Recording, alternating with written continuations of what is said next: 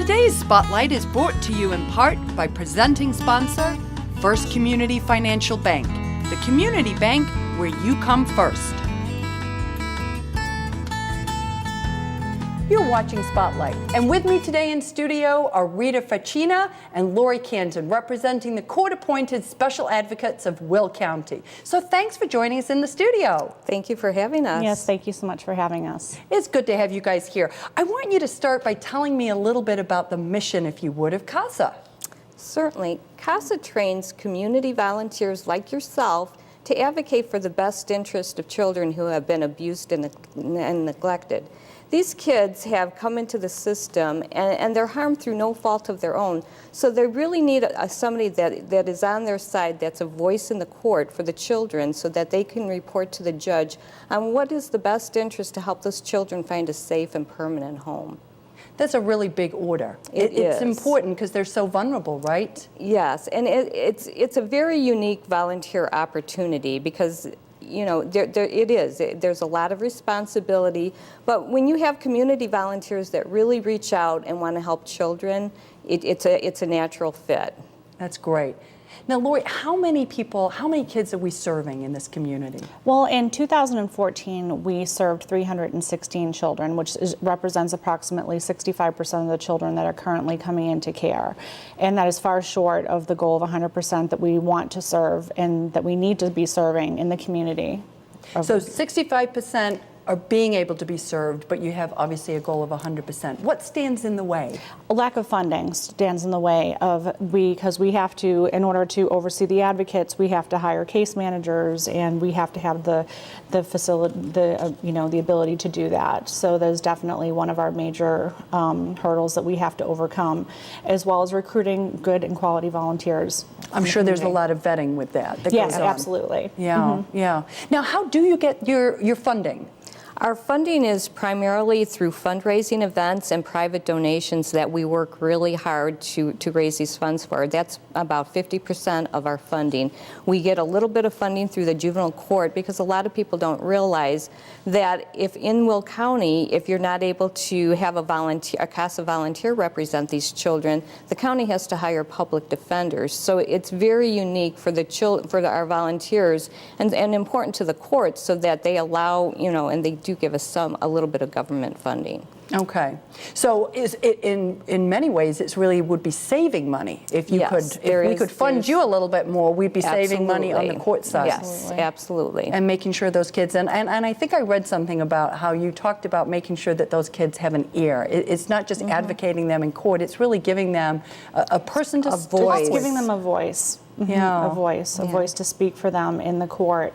There's so many different agencies and people that are involved when a child does come into care, whether it's DCFS, the attorneys that come into care. And what a Casa advocate does is they are the specific voice of the child that has come into care. They're the only person that's advocating for the child.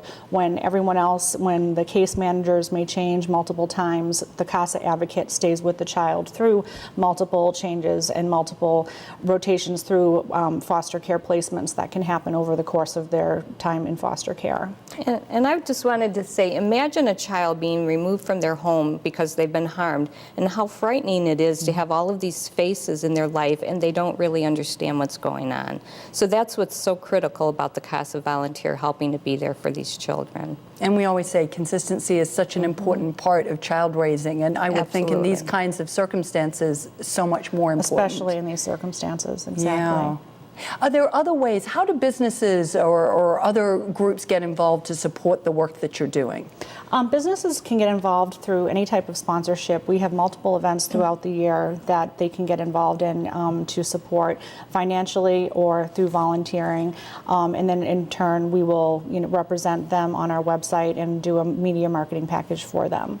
Okay. So we really depend on the Casa of Will County. The state of Illinois is one of 7 Casa programs in the country that is not state funded. So we heavily rely on private donations, corporate sponsorships, so local businesses, anything that they can do to help really.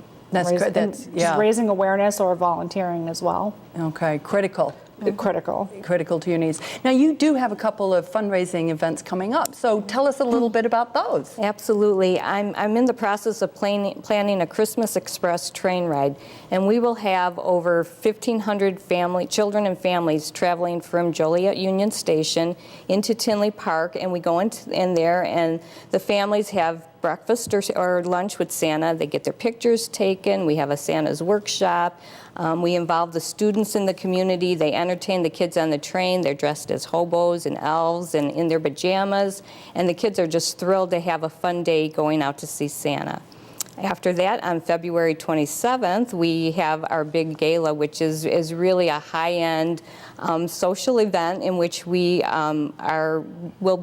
have a nice dinner, an orchestra, live auction items, and just a ton of fun and dancing that evening. That's February 27th, and our train ride is December 5th and 6th, which is coming up pretty quickly here. Yeah. So you've got some nice things that you're doing with that. That's wonderful.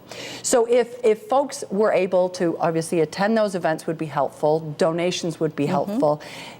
Talk a little bit and help us just wrap up with how do people volunteer? How do I become a court-appointed special advocate? Is there special training? Does it pull from people from certain kinds of fields? No, absolutely not. Any field is actually, welcome to apply. You have to be 21 years or older and be able to commit to a 2-year commitment. And when they do have to do 30 hours worth of training. Okay. Our next training session is coming up in January, and if they want to find out about any type of training or how to volunteer, they can go to our website at casaofwillcounty.org/volunteer and get some more information, as well as submit an online application as well. I think it's great the fact that it's a 2-year commitment. Yes, it is. And that really speaks to that consistency that you're trying to provide in a child's life. It does. We really want to keep the consistency in the child's life, and we don't want to have that turnover in our side where they're seeing it, throughout the system as well. And what's the one thing that the advocates would tell you about their experience of doing this? Rewarding. Yeah. It truly is. I can tell you personally that I came to the program as an advocate, and I saw firsthand the difference that I was able to make, the program was able to make in the lives of many children during my short time as an advocate.